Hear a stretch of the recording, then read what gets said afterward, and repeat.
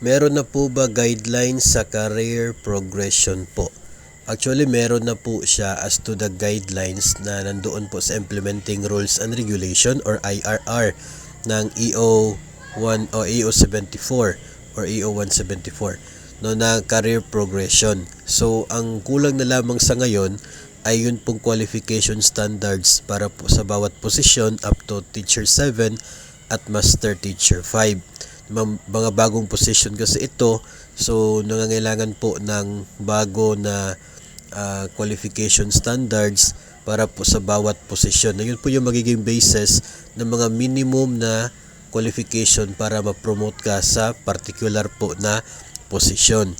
So dahil bago po ito na progression system, so magkakaroon po ng bago rin na basihan sa promotion. So yun po yung hinihintay natin.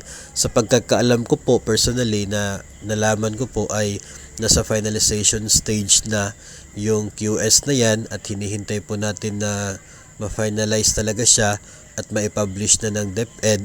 Nang sa ganun ay yun na po ang magiging basihan ng mga opisina ng DepEd kung sino-sino po ang i-promote up to Teacher 4 to Teacher 7 at hanggang sa Master Teacher 5. So yun po yung abangan natin at atin naman pong ibabahagi yan sa inyo na moment po na mailabas yun. So far sa ngayon, mas mabuti po na makapaghanda individually, no, kung may balak po tayo na ma-promote.